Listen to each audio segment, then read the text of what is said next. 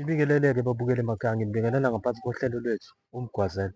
Babukeli emakhaya ngibingelela yona-ke ingwe edla ezinye ingwe. Babukeli-ke namhlanje-ke sibhalelwe umndeni la wathi ucela simsize, nakhu bekhala ngobhuti wakhe usebaqedile endlini, usebantshontshela yonke into and manje useze wantshontsha ngisho izinto zasesontweni. Kodwa-ke babukeli nani niyazi akunawo amaningi. Ake sinikeleni khona, sike siyobezwa ukuthi bakhala ngani. Njani sisi? Siyaphila njani? Hayi sikhona. Yebo. Hayi siyaxolisa ukuthatha isikhathi eside ukuthi sifike la kini. Kodwa-ke sesize safika. Yebo sisi, besacela usichazele ukuthi kahle kahle benikhala ngani vele. Simbizile la ngenkinga yakho. Besicela uqale nichaze ukuthi nababa isibongo yabo nje mase uyaqhubeka naye. Okay, la ekhaya yasibiya. Siba u4. So sihlala noma ubaba akasekho. Okay. So kunobhuti omdala lo engimlamayo. Bese kuba khona abafowethu abawu2. Olama mina nomunye olama lomunye. Okay. Manje sinenkinga yabhuti omdala nje wavele waphenduka iphara nje. And uyahlupha kuningi asekuthathile la ekhaya. So asazi senze njani ingakho sinibhalele mhlawumbe nizokwazi ukusisiza. Okay sisi, besicela usichazele kabanzi ngobhuti wakho ukuthi before azangene kulento angene kuyona bewumuntu onjani. Ubhuti bewumuntu oright. Wekade sebenza eGoli. So angazi ukuthi kwenzakalani, makaphela icontract makwenzakalani wabuya ke. Wayesiza la ekhaya. Wahlala nje futhi umuntu oright nje because ubeka la ekhaya izinto eziningi besezenziwa uyena egcekeni. Uthola ukuthi uyaclean engadini, uyasiza nje ngento eziningi. Okay. Angazi ukwabuye kwenzakalani ke bhuti ukuthola ukuthi yabo akasabuyi la ekhaya, mhlawumbe seqhamuka ekseni yabo nje. Waqala nje washintsha wezinto esingayiqondi kahle kwiqiqi umuntu useyiphara. Beqala nje bathi la ekhaya kuzolahleka iayino. Sibuzane iayina liphi ekugcineni yabo. Okay. So nje kuningi nje sekulahlekile useyiphara nje. Oh, okay. Aduhambile. So useyiphara nje. Oh, lona? Umfethu lo. Oh, okay. Hayi ngaqhubeka. Wamagcina. Oh. Yebo. Kuningi nje asekuthathile, TV la ekhaya senayo. Even nesystem yasesontweni kunesonto la ekhaya. Nayo uyantshontsha nje, uyathatha nje akukho nje kushiyayo.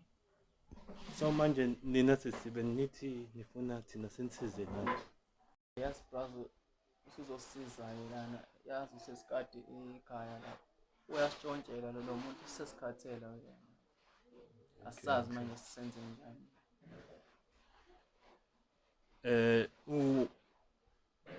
Ubhuti wenu lo mdala la esingamthola khona nje njengamanje mangase sithi nje sicela ukuthi siyeni kuyena. Angiyamazi ukuthi uhlala futhi ubhemaphi lezo zinto ekanje. Ngiyamazi ukuthi ula singakuyena manje. Okay.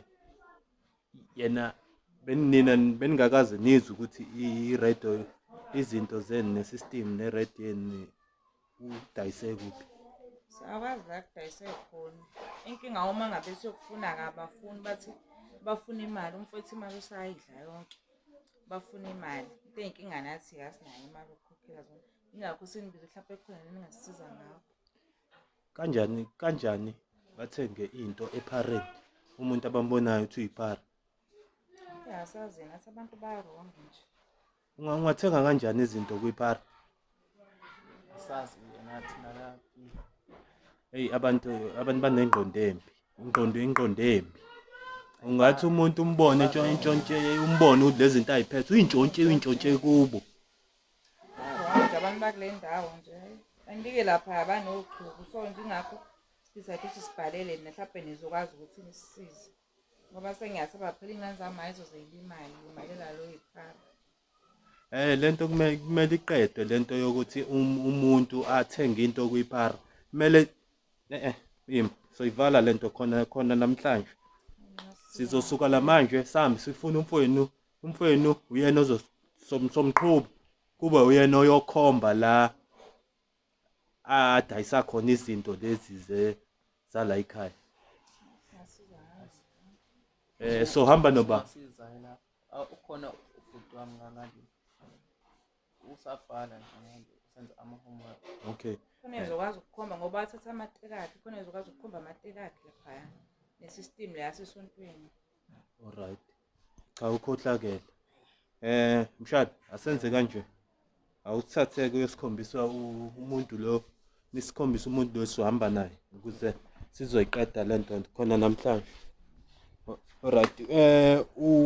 Sebezobuya ke bona sebezobuya basho ukuthi sihambe kanjani kodwa ke bazochaza konke. Okay. Right. Alright.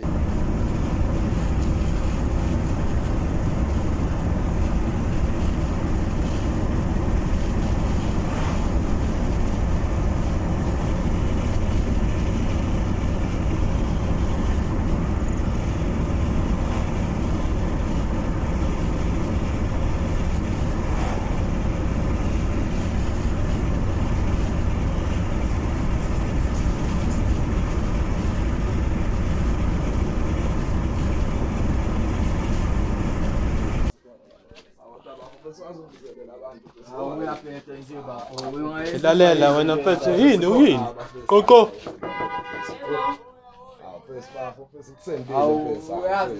sisinjani ukhona ubhuti la ekhaya Cha yakho semsebenzini. Okay ubhuti lo uthi udayisa izinto la ekhaya Angasacela umtshengisa endlini yakhe. ayisicela usisize khona wena mfethu awuyajwayela wena Ayikho lento oyisho kwama nje uyazi nala manje ngisanda kwathenga nje. uyajwayela ungatshela ubhuti wakho Sibe bathini ke abantu basesontweni ngogogo. imoya ngenele emzini omuntu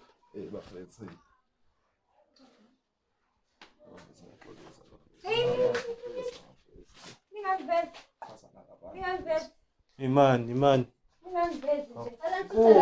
okay Bu. mfethu alright sis Bu.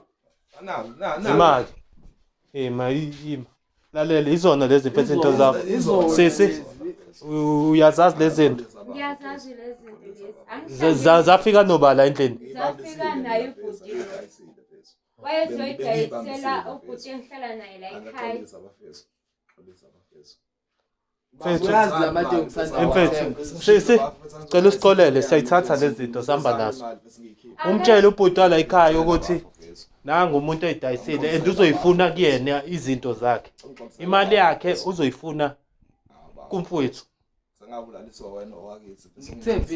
mfethu siyayithatha lezi zinto siyayicofa lalela mfethu Kanjani engekho umnikazi wayo? tetele lo baba lalento wena uyena lo futhi baba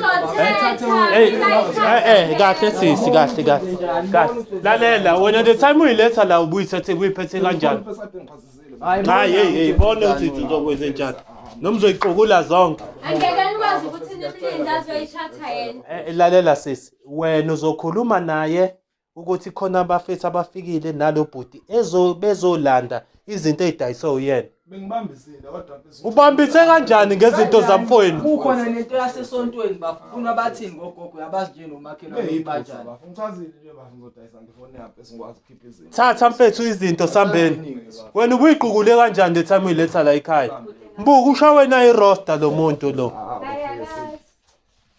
uyaphi ngoba uphuma ngapha Phela ngi-Africa ekhaya.